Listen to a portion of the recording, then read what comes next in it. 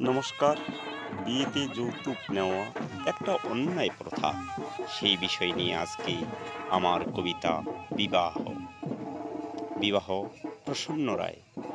ছেলে আর মেয়ে মিলে করিতে সংসার, বিবাহ বন্ধনে আবদ্ধ হয় সমাজের আচার। ছেলে হয় পুরুষ মানুষ, মেয়ে অসহায়, বিয়ের পরে তাই তো নারী স্বামীর ঘরেই রয়। পিতা মাতা ভাই বোন সারিয়া তখন, স্বামীর ঘরেই রহে ভাবিয়া আপন। উভয়ের নবদম্পত্য করিতে স্থাপন, দুই পক্ষের কর্তা মিলে করায় বিবাহ বন্ধন।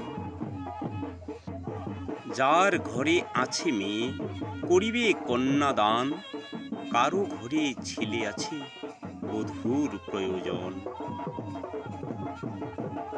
হেথায় আসিবে কেন যৌতুকের কথা, সমাজ থেকে তুলে দাও এই যৌতুক প্রথা।